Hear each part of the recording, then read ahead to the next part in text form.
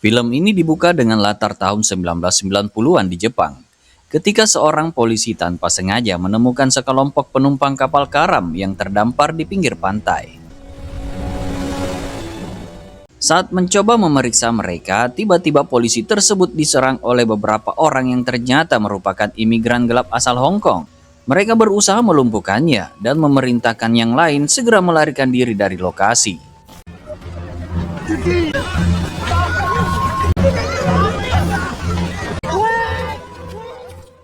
Di waktu yang sama, salah satu imigran bernama Nick, seorang mekanik traktor yang dijuluki Steelhead, terlihat mencuri pakaian dan sepatu milik warga setempat. Dengan uang seadanya, ia langsung membeli tiket kereta menuju Tokyo. Malam itu setibanya di distrik Shinjuku, Nick tanpa sengaja menyaksikan rahasia besar-besaran terhadap para pekerja malam. Menyadari situasi berbahaya, ia segera bersembunyi agar tidak ikut terseret masalah. Saat bersembunyi, pikirannya melayang pada kenangan lama ketika ia masih berada di Tiongkok. Dalam kilas balik tersebut, terlihat sekelompok orang berusaha meyakinkan seorang perempuan parubaya agar mengakui mereka sebagai anaknya. Ibu itu menunjukkan bekas imunisasi cacar di lengannya, yang pada masa itu dianggap sebagai bukti bahwa seseorang adalah yatim piatu berkewarganegaraan Jepang. Dengan cara tersebut, para imigran berharap dapat mengklaim status sebagai keturunan yatim piatu Jepang agar memperoleh izin masuk ke Jepang. Meski sang ibu ragu dan takut terjerat masalah ilegal, mereka terus menekan dan meyakinkannya bahwa cara itu bisa berhasil. Pada masa itu pula, Nick memiliki seorang kekasih bernama Shiusu. Suatu hari, Shiusu menyampaikan niatnya untuk pergi ke Jepang dengan alasan memiliki kerabat di Tokyo. Ia berjanji akan kembali setelah berhasil mengumpulkan uang. Meski berat, Nick akhirnya merelakan kepergian kekasihnya itu, percaya pada janjinya bahwa ia akan pulang. Tapi setelah Shiusu berangkat, Nick hanya menerima kabar buruk. Ia mencoba menghubungi sahabatnya di sana yang bernama Ji, tetapi informasi yang didapat justru memperjelas bahwa Shiusu menghilang tanpa jejak. Itulah yang mendorong Nick memutuskan pergi ke Jepang untuk mencarinya. Setibanya di sana, Nick akhirnya menemukan rumah sahabatnya Ji. Di tempat itu tinggal beberapa orang lain yang juga berasal dari Tiongkok. Meski baru tiba dan belum sempat beradaptasi, rasa lapar membuat Nick langsung menyantap makanan yang tersedia di meja tanpa memedulikan keadaan sekitar. Setelah makan, orang-orang di rumah tersebut segera menyuruhnya membersihkan diri, menandai awal kehidupannya sebagai imigran gelap di Jepang yang penuh ketidakpastian. Setelah itu, Nick dan Aji pergi ke sebuah pemandian umum di kawasan kota tua. Di tempat itu, mereka disambut oleh 3 orang Yakuza yang bersikap kasar dan terang-terangan mengeluhkan bahwa Tokyo semakin kacau akibat banyaknya pendatang seperti mereka. Di sana Ji menceritakan bahwa Shiusu telah pindah rumah setelah bibinya meninggal dunia. Ia mengaku sudah lama mencarinya, tetapi tidak berhasil menemukan keberadaannya dan menyarankan Nick untuk beristirahat terlebih dahulu. Keesokan paginya, Nick dan Ji bergegas mencari pekerjaan. Mereka akhirnya mendapatkan pekerjaan harian di daerah Takada Nobaba yang dijanjikan sebagai pekerjaan pondasi dengan upah mingguan. Namun, kenyataannya mereka justru ditugaskan menyortir sampah, memisahkan plastik, kaca, serta limbah yang mudah dan tidak mudah terbakar. Meski merasa tertipu, mereka tetap bekerja karena tidak punya pilihan lain. Di tempat pembuangan sampah itu, Nick melihat rekan sesama imigran bernama Hongki yang mengais sampah untuk mencari barang berharga. Ketika sebuah tumpukan sampah hampir menimpanya, Nick segera memperingatkan dan tiba-tiba aksi tersebut menarik perhatian para petugas. Mendengar mereka berbicara dalam bahasa Mandarin, petugas curiga dan segera berniat memanggil polisi. Menyadari status mereka sebagai pekerja ilegal, Nick, Ji, dan yang lainnya langsung melarikan diri sambil membawa Hongki agar tidak tertinggal. Sebagai ungkapan terima kasih, Hongki kemudian mentraktir mereka makan dan memberikan beberapa kartu telepon. Ia juga menjanjikan pekerjaan lain dengan upah lebih besar dalam beberapa hari ke depan. Namun, belakangan diketahui bahwa kartu-kartu telepon tersebut palsu dan hanya bisa digunakan di wartel tertentu. Ji memperingatkan Nick agar berhati-hati, karena penggunaan kartu tersebut di tempat yang salah bisa langsung terlacak oleh sistem. Tak lama kemudian, Hongki kembali berurusan dengan jaringan bawah tanah untuk mendapatkan lebih banyak kartu. Melihat semua itu, Ji menyimpulkan bahwa banyak hal gelap terjadi di kota tersebut. Dan di Tokyo, hampir apapun bisa diperoleh asal berani mengambil risiko. Adegan kemudian berpindah ke markas Sanwakai, pusat kekuasaan salah satu kelompok Yakuza paling berpengaruh di distrik tersebut. Di tempat itu tengah berlangsung upacara pemakaman ketua mereka Iwaida Jiro. Seluruh pemimpin besar mafia berkumpul membuat situasi menjadi sangat sensitif hingga pihak kepolisian mengerahkan pasukan dalam jumlah besar dan bertindak dengan sangat hati-hati. Dari informasi yang beredar, pemakaman ini sekaligus menjadi momen penting karena para pemimpin Yakuza akan memilih ketua baru Sanwakai pada hari yang sama.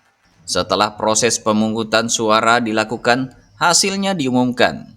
Togawa Taro hanya memperoleh 2 suara, sementara Muranishi Koichi meraih 5 suara dan dinyatakan sebagai pemimpin baru.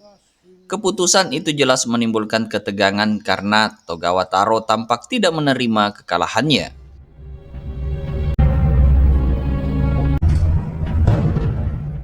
Tak lama kemudian, Muranishi Koichi tiba sebagai ketua baru, disambut para anggota dan didampingi oleh wakil ketuanya Eguchi Toshinari. Para pemimpin Yakuza lainnya pun memberi penghormatan, menandai dimulainya era kepemimpinan baru di Sanwakai. Namun di tengah suasana hikmat dan penuh intrik tersebut, sebuah kejutan muncul di mana Shushu ternyata hadir di sana. Kehadirannya menimbulkan tanda tanya besar, apa urusannya di pusat kekuasaan Yakuza itu? Pada malam hari, seorang inspektur polisi bernama Kitano menerima laporan dari anak buahnya, Kurata, terkait keluhan warga tentang maraknya imigran gelap yang bekerja di wilayah tersebut. Kitano terlihat kesal karena harus turun langsung ke lapangan. Apalagi pada hari yang sama ketua besar Yakuza Iwaida Jiro baru saja meninggal dunia. Meski begitu, ia tetap menindaklanjuti laporan tersebut karena jumlah imigran gelap dalam 2 bulan terakhir dinilai meningkat drastis dan dianggap perlu segera ditertibkan. Dalam operasi itu, polisi juga membawa seorang penerjemah bahasa Mandarin.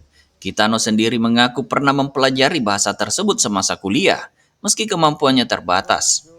Setelah memastikan penerjemah bisa memahami percakapan, mereka mulai mengepung lokasi tempat para pekerja ilegal beraktivitas.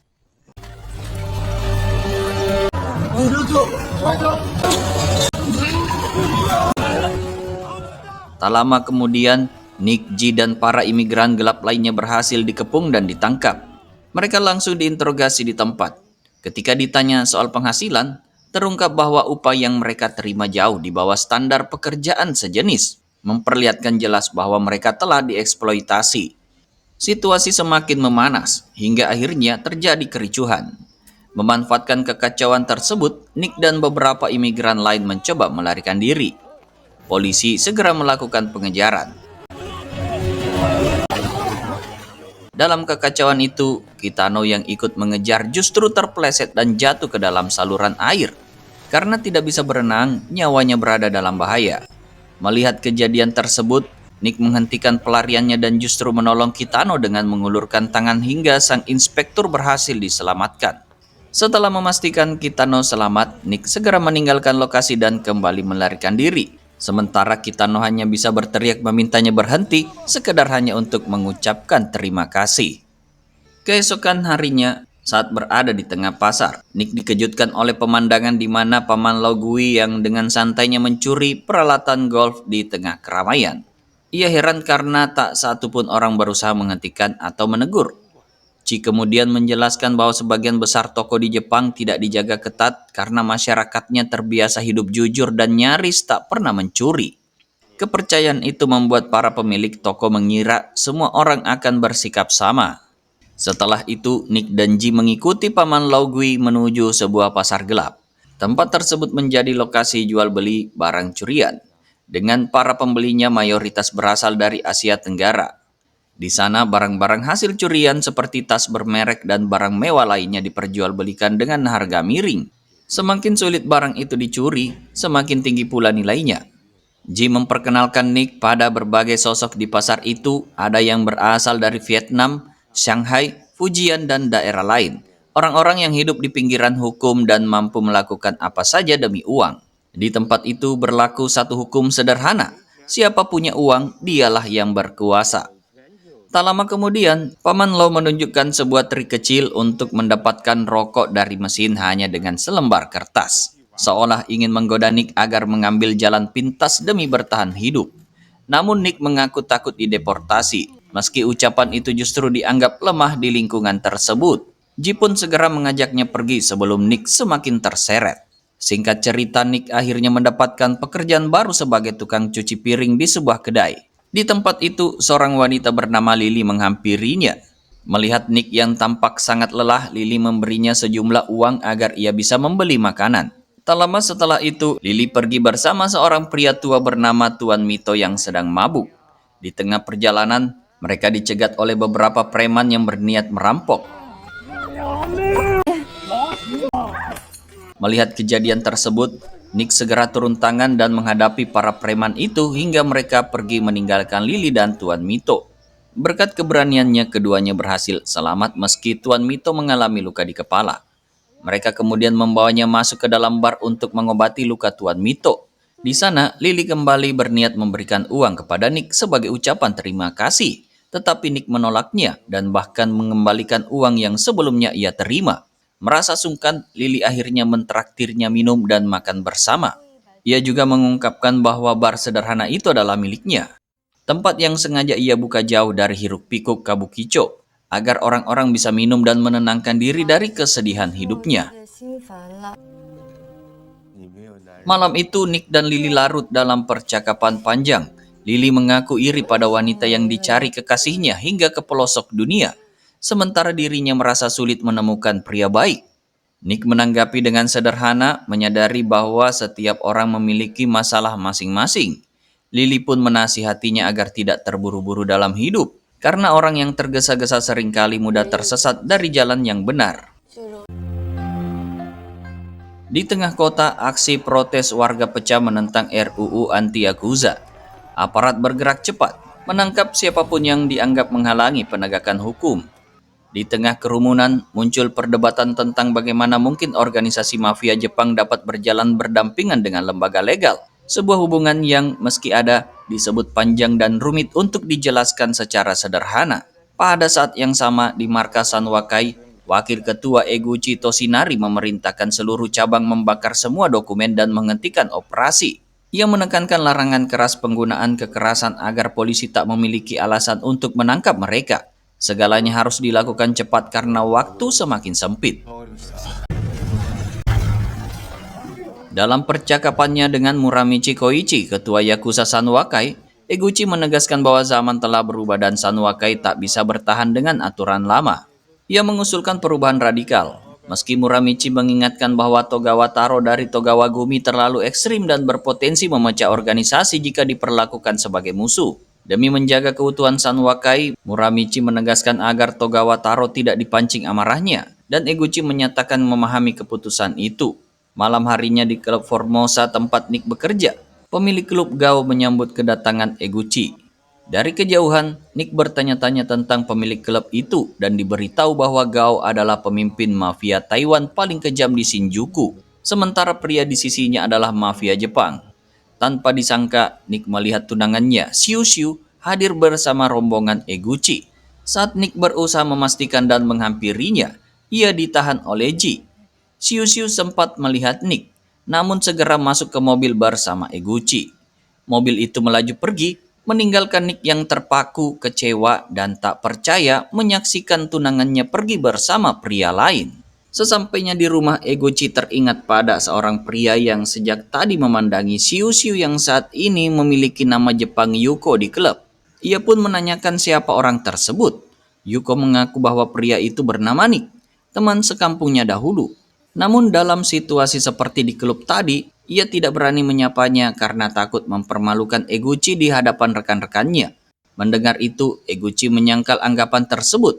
Ia menegaskan bahwa selama ini ia tidak pernah memandang rendah orang Tionghoa. dan jika Yuko ingin bertemu dengan temannya, ia sama sekali tidak melarangnya. Eguchi mengingatkan bahwa hubungan mereka telah terjalin lama, dan prasangka terhadap perbedaan kebangsaan menurutnya adalah sikap yang terlalu ekstrim dan naif. Dalam pembicaraan itu, Nakajima, anak buah Eguchi, menyebutkan bahwa belakangan banyak orang Tionghoa datang ke wilayahnya dan kerap membuat kekacauan. Tapi Eguchi menanggapi dengan tenang, menyatakan bahwa pada dasarnya mereka tidak berbeda, sama-sama berjuang demi mencari nafkah. Ia bahkan mengingatkan betapa banyak orang Tionghoa yang membantu membangun kembali Kabukicho setelah perang. Sebelum mengakhiri percakapan, Eguchi kembali menegaskan kepada Yuko bahwa jika suatu saat ia bertemu lagi dengan temannya, ia bebas menjalin kontak tanpa perlu khawatir. Di tempat lain, Nick yang broken heart berusaha menenangkan pikirannya. Orang yang selama ini ia cari ternyata telah berpaling. Bersama Ji, ia meluapkan kekecewaannya dengan menenggak minuman, menyadari bahwa menunggu tanpa kepastian hanya membuang waktu. Kini jawabannya telah jelas. Dengan perasaan campur aduk, mereka memilih menghabiskan malam untuk melupakan luka, mencari pelarian dari kenyataan yang pahit. 咱们轰炸东京去。好，轰炸东京。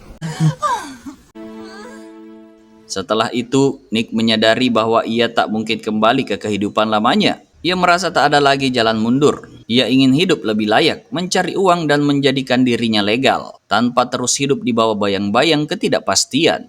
Ji meragukan langkah tersebut, mengaku dirinya pengecut dan hanya bermimpi sederhana, memiliki gerobak untuk berjualan kastanye Tianjin. Namun bagi Nick, mimpi besar selalu membutuhkan modal. Keesokan paginya, dengan bantuan Hongki, Nick menemukan Taibo untuk memulai bisnis kartu telepon ilegal. Ia mengajak rekan-rekan sesama orang Tionghoa bekerja sama menjual kartu-kartu tersebut. Kesepakatan pun dibuat dalam jumlah besar, dengan target penjualan yang ambisius. Tak berhenti di situ, Nick juga mengajak kelompoknya mencuri barang-barang mewah dengan menyamar sebagai turis, memilih target bernilai tinggi agar hasilnya maksimal. Melihat keberanian Nick, Taibo kemudian menawarkan sumber penghasilan lain, mesin permainan yang telah dimanipulasi secara diam-diam. Mesin itu dijanjikan mampu menghasilkan puluhan ribu yen setiap hari sebagai pemasukan tetap. Meski membutuhkan modal besar dan berisiko, Nick memutuskan untuk melangkah, mengajak yang lain ikut berinvestasi sedikit demi sedikit.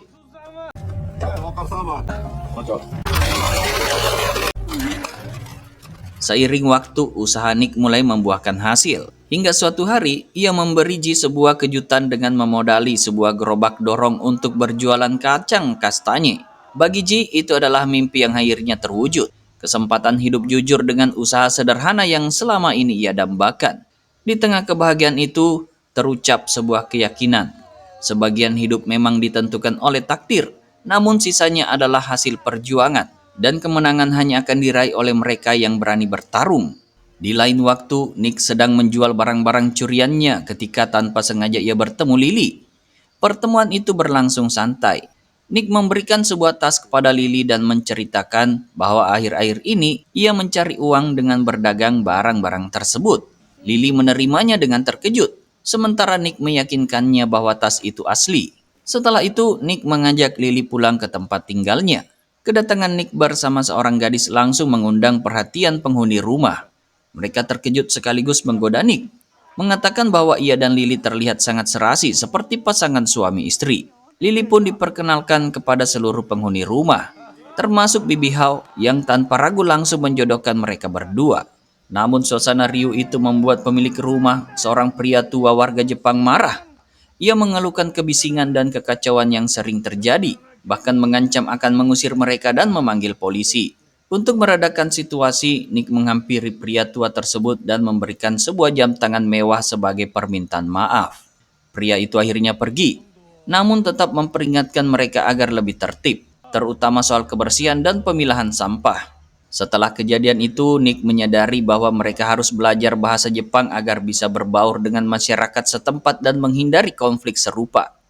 Lily, yang fasih berbahasa Jepang, menawarkan diri untuk membuka kursus kecil dan mengajari mereka semua secara gratis. Usulan itu disambut antusias, dan malam tahun baru pun ditutup dengan makan bersama.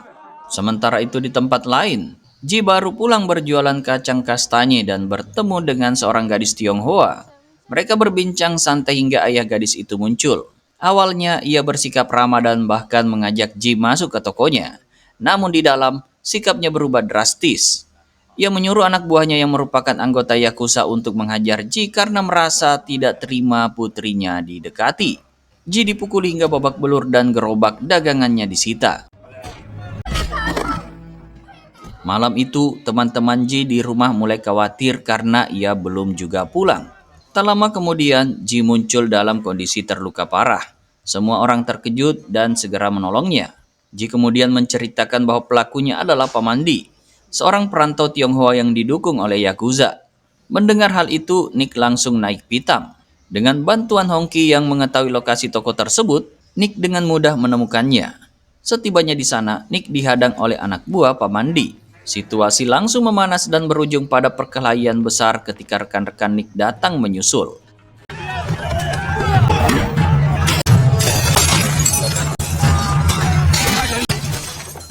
Toko itu pun porak-poranda. Nick berhasil menemukan lokasi gerobak Ji yang disembunyikan di lorong belakang. Saat akan membawa pergi gerobak itu, ia dikejutkan oleh kemunculan Inspektur Kitano. Alih-alih menangkapnya, Kitano justru mengucapkan terima kasih karena Nick pernah menyelamatkan nyawanya di masa lalu. Ia memberikan nomor ponselnya dan berjanji akan membantu jika Nick mengalami masalah di kemudian hari, dan Kitano pun membiarkan Nick pergi, membawa kembali gerobak milik Ji tanpa hambatan. Sementara itu, Gao menerima laporan bahwa salah satu mesin kasinonya telah dimanipulasi. Amarahnya langsung memuncak. Ia memerintahkan anak buahnya untuk mengawasi mesin tersebut dan menunggu pelakunya muncul. Malam harinya, saat Ji berjualan kastanya di depan kasino milik Gao, ia dimintakannya Xiao Tai untuk menjaga mesin pachinko sebentar karena harus ke toilet. Tanpa disadari Ji, Gao dan anak buahnya sudah mengintai dari jauh.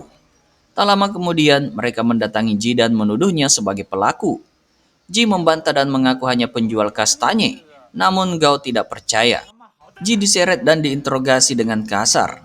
Gao memaksanya mengaku dan menyebutkan siapa dalang di balik manipulasi mesin tersebut. Karena Ji tetap bersikeras tidak tahu apa-apa, penyiksaan pun dimulai. Gao semakin brutal, mengancam dengan pisau dan melukai wajah Ji untuk memaksanya bicara. Sementara itu, Xiao Tai segera melapor kepada Nick bahwa Ji telah ditangkap geng Taiwan. Nick dan rekan-rekannya langsung datang ke lokasi. Namun mereka terlambat. Di hadapan mereka tangan kanan Ji sudah terputus dan terpanggang di atas gerobak kastanyenya. Nick tak bisa melawan karena seluruh anak buah Gao bersenjata lengkap. Gao memperingatkan Nick agar tidak pernah mengganggu wilayah Shinjuku lagi. Jika peringatan itu diabaikan, akibatnya akan jauh lebih mengerikan. Ia bahkan dengan sinis mengembalikan potongan tangan Ji sebelum mengusir mereka pergi. Nick dan kelompoknya membawa Ji pulang dalam kondisi kritis. Seorang dokter segera dipanggil, sementara emosi rekan-rekannya memuncak dan menuntut balas. Tapi Nick menahan mereka. Ia menegaskan bahwa balas dendam gegabah hanya akan berujung kematian sia-sia. Mereka harus berpikir dan merancang langkah yang tepat. Malam itu, Nick duduk menemani Ji yang trauma dan terus memohon agar tangannya dikembalikan. Nick hanya bisa menangis melihat penderitaan sahabatnya. Keesokan harinya, Nick menyusup seorang diri ke markas Gao. Di sana, ia tanpa sengaja mendengar pembicaraan rahasia antara Gao dan putra Togawa. Dari percakapan itu, Nick mengetahui rencana besar. Kalau Gao akan membunuh Eguchi demi mendapatkan kekuasaan penuh atas Kabukicho dengan restu Togawa Gumi. Melihat Gao sendirian, Nick bersiap menyerangnya. Namun sebelum sempat bergerak, dua anak buah Gao tiba-tiba muncul membuat Nick kembali bersembunyi menunggu kesempatan lain tiba. Saat itu Nick akhirnya mengetahui fakta tentang Xiu Xiu. Ketika Gao sempat menyinggung istri Eguchi itu, ia menyebut wanita itu cantik dan tampak seperti orang Jepang. Meski sebenarnya bernama Xiu Xiu dan memiliki masa lalu sebagai wanita penghibur. Gao mengakui bahwa ia sudah lama menginginkannya dan selama ini sengaja menahan diri demi menekan Togawa agar menyetujui persyaratannya. Setelah itu, ia memerintahkan agar seluruh staf Jepang dipulangkan lebih dulu dan tempat tersebut segera dibereskan sebelum melanjutkan rencananya. Tak lama kemudian, Eguchi pun muncul di ruangan itu dan mendapatkan laporan tentang perkembangan bisnis mereka. Lalu tak lama kemudian, di balik senyum Gao, pengkhianatan telah siap dijalankan. Ketika Gao hendak menghabisi Eguchi, tiba-tiba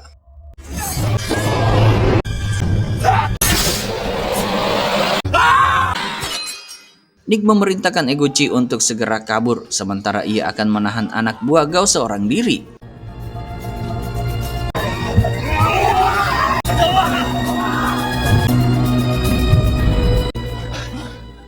Di tempat aman, Eguchi menyadari bahwa ia pernah melihat Nick sebelumnya. Sebagai ungkapan terima kasih, Eguchi menawarkan uang, namun Nick menolaknya.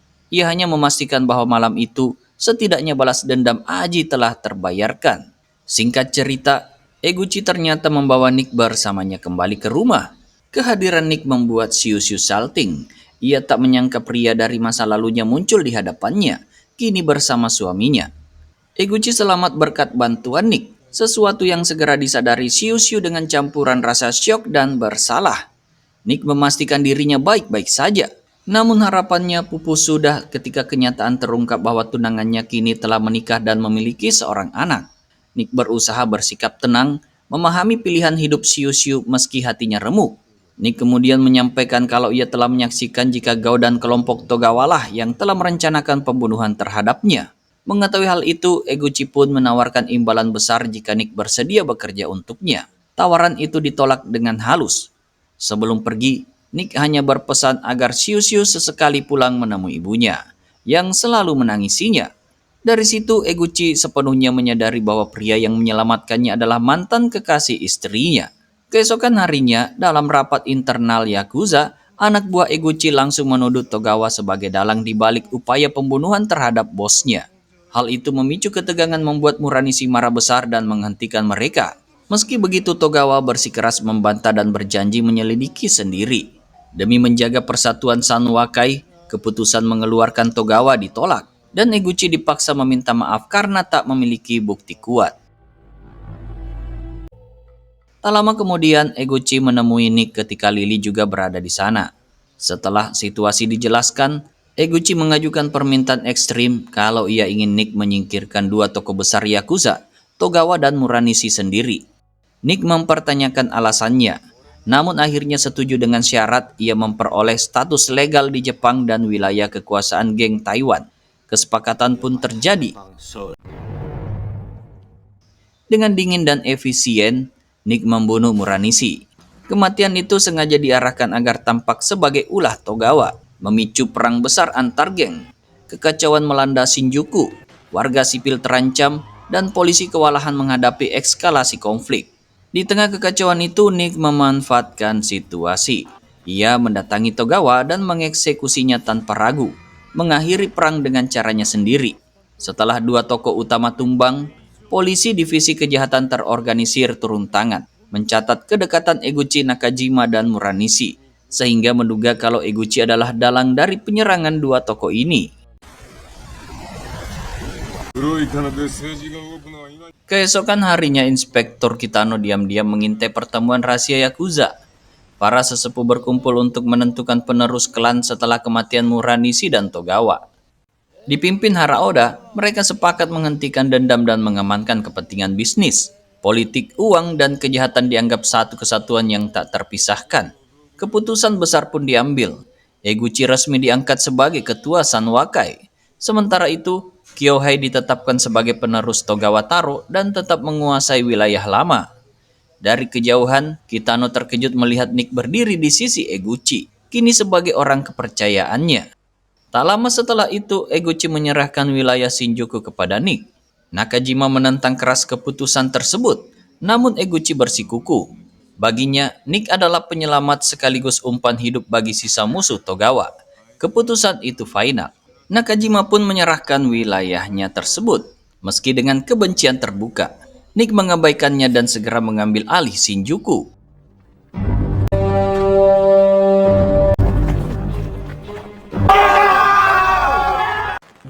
Perayaan digelar, para pebisnis Tionghoa berdatangan menyatakan kesetiaan. Nick menerima hadiah baju zirah samurai dari Eguchi sebagai simbol legitimasi. Ia menolak praktik uang keamanan, menegaskan bahwa sesama perantau harus saling melindungi. Namun demi menjaga ketertiban Kabukicho, uang itu diterimanya dengan enggan. disertai janji memperketat keamanan dan membersihkan narkoba. Saat acara usai, dendam lama kembali memanas. Aji berniat menghajar Pamandi, namun Nick segera menghentikannya sebelum kekerasan pecah. Sejak hari itu, Aji mulai berubah. Amarah yang lama terpendam perlahan menjadikannya sosok yang semakin temperamental. Setelah acara selesai, Nick menyatakan akan mundur dari urusan lapangan dan membuka usaha bisnis resmi. Pengelolaan Shinjuku ia serahkan kepada rekan-rekannya. Nick mengakui bahwa semua pencapaian sejauh ini dibangun di atas jalur ilegal, sesuatu yang tak bisa dipertahankan selamanya. Karena itu, Nick mendirikan perusahaan resmi dan mulai mengalihkan bisnis ke sektor legal, termasuk klub hiburan berizin dengan biaya sewa rendah. Pengendalian geng Taiwan dilakukan semata untuk melindungi komunitas mereka dari penindasan, bukan untuk memperluas kekerasan. Sebagian keuntungan disisihkan untuk membantu imigran Cina yang baru tiba, mencarikan pekerjaan dan tempat bertahan hidup. Tanggung jawab itu diserahkan kepada Ji, yang juga dipersiapkan sebagai penerus pengelolaan bisnis lokal. Meski ragu, Ji akhirnya menerima kepercayaan tersebut. Malam itu ditutup dengan perayaan dan ikrar persatuan. Saat semua orang bubar, Inspektur Kitano tiba-tiba muncul dan menghampiri Nick. Ia memastikan status Nick kini sepenuhnya legal setelah Nick memperlihatkan KTP Jepangnya. Kitano berharap Nick benar-benar memilih jalan yang benar, karena ia tak ingin suatu hari harus menangkapnya sendiri. Waktu berlalu, Nick sukses mengembangkan bisnis traktornya secara legal, dan hubungannya dengan Lily semakin dekat. Rekan-rekannya ikut makmur, namun keberhasilan itu membawa dampak tak terkendali. Arus imigran Cina ke Jepang meningkat drastis, dan sebagian mulai kehilangan arah. Di sisi lain, Xiu Xiu berbincang dengan suaminya tentang makna hidup. Ia menyadari bahwa keinginan manusia tak pernah berhenti, bermula dari kebutuhan dasar, lalu berubah menjadi ambisi. Ketika kekuasaan tumbuh, ia menjelma menjadi hak yang perlahan mengubah manusia. Dari situlah mafia lahir, dan dari situlah manusia kehilangan kendali. Jepang kini menampung lebih dari 1,5 juta orang asing. Sementara itu, penampilan Ji berubah drastis. Bersama rekan-rekannya, ia kembali ke rumah lama mereka yang telah kosong, tempat masa lalu yang penuh kemiskinan dan kehilangan. Rupanya di sana Ji bersama Taibo dan Paman Laut diam-diam menjalankan bisnis narkoboy tanpa sepengetahuan Nick. Perdagangan ilegal kembali merayap di balik wajah kemakmuran. Malam harinya, Ji yang kini arogan mencoba menarik Shizugo, putri Pamandi, ke dalam dunianya. Penolakan membuat emosinya tak terkendali. Ditambah lagi ketika pacar Shizuko muncul, Ji langsung menyerangnya, memamerkan kekuasaan dan kekerasan yang kini ia anggap wajar. Di titik itulah terlihat jelas, kekuasaan yang dulu dibangun untuk bertahan hidup kini telah berubah menjadi monster baru, dan Aji mulai tenggelam di dalamnya. Di tempat lain, petinggi Yakuza Hara Oda memarahi Kyohei karena membiarkan orang asing menguasai wilayahnya. Ia menilai kekuasaan Yakuza telah diinjak-injak. Kyohei berdalih bahwa semua itu terjadi atas keputusan Eguchi, dan sebagai ketua, Eguchi tak bisa ia tentang. Hara pun langsung menghubungi Eguchi dan memperingatkannya agar tidak membiarkan kelompok Tionghoa membangun kekuatan sendiri. Eguchi menenangkan Hara dengan menyebut mereka hanya bidak, sekaligus mengungkap rencananya mereformasi Sanwakai. Meski curiga, Hara meminta Eguchi bertindak lebih hati-hati. Setelah sambungan berakhir, Hara menyadari Eguchi telah dikuasai ambisi dan menyimpulkan bahwa sudah waktunya menyingkirkannya. Di saat yang sama, Kyohei diam-diam menggandeng Nakajima sebagai sekutu baru untuk menghabisi Eguchi.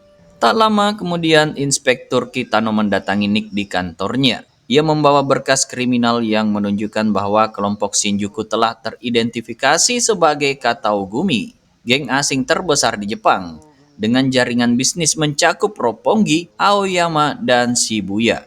Nick terkejut, ia menyadari rekan-rekannya telah bertindak di luar kendali, bahkan terlibat perdagangan narkoboy tanpa sepengetahuannya.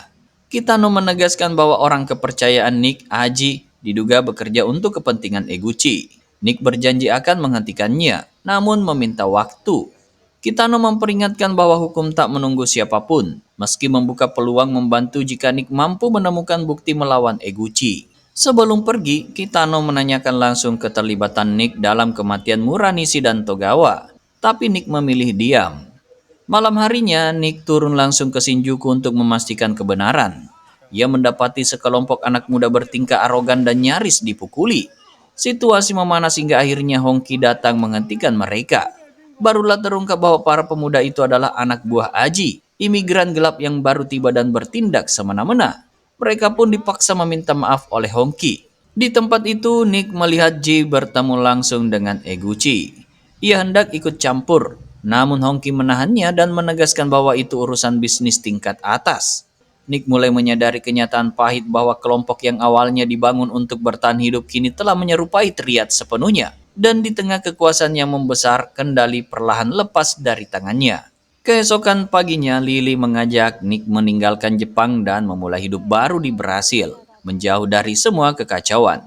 Nick menolak, ia sadar dirinya hanya selamat karena keberuntungan, sementara banyak orang lain sudah tertangkap, dan ia tak sanggup pergi dengan meninggalkan mereka yang masih terikat padanya. Bagi Lily, sikap itu naif. Sejak awal sudah penuh kesalahan dan mustahil menolong semua orang. Di tengah ketegangan itu, Kitano datang memenuhi panggilan Nick. Nick langsung mengajukan kesepakatan, selama orang-orangnya dibiarkan, ia akan menyerahkan bukti untuk menjebloskan Eguchi, termasuk perintah pembunuhan terhadap Muranishi dan Togawa. Pengakuan itu memicu amarah Lily. Ia menuduh Nick mempertaruhkan segalanya demi kebohongan dan mengorbankan perasaannya sendiri. Konflik memuncak ketika Lily menyebut Nick egois dan menuntut kejelasan tentang untuk siapa ia sebenarnya hidup. Siu-siu kah? Nick bersikeras bahwa ia tak sanggup menjalani hidup dengan penyesalan. Lily pergi dengan hati hancur, meninggalkan Nick di tempat itu. Setelahnya, Kitano hanya menegaskan satu hal, kalau ia jadi Lily maka ia akan membunuh Nick. Malam itu konspirasi bergerak cepat. Nakajima menemui Go dan mengajaknya bekerja sama untuk merebut kembali Kabukicho dengan menyingkirkan Eguchi. Di sisi lain, Eguchi memerintahkan Aji membunuh Kyohei dan Tanaka, menjanjikan seluruh wilayah komunitas Tionghoa sebagai imbalan. Ketegangan antar faksi mencapai titik didih ketika Gao dan kelompok Yakuza bergerak menuju markas Shinjuku dengan niat melakukan pembersihan brutal. Saat Yakuza bersiap menyerang, Nick dan Kitano justru tiba lebih dulu dan masuk ke markas. Di dalam, Nick menghadapi orang-orang yang dulu ia anggap keluarga. Ia menegaskan bahwa polisi sudah mengincar mereka semua dan pertikaian pun meledak. Tuduhan saling dilempar soal narkoba, pengkhianatan, dan darah yang telah tertumpah. Nick menyadari bahwa hampir semua orang telah terlibat dan upayanya selama ini sia-sia. Ia mencoba menghentikan mereka, memperingatkan bahwa mengikuti Eguchi hanya akan membawa kehancuran. Situasi semakin tak terkendali ketika Nick berusaha membunuh Eguchi, namun dihalangi Aji. Kekacauan pecah. Hongki tiba-tiba menikam Nick dan kemudian membunuh Paman Lau, memicu amukan.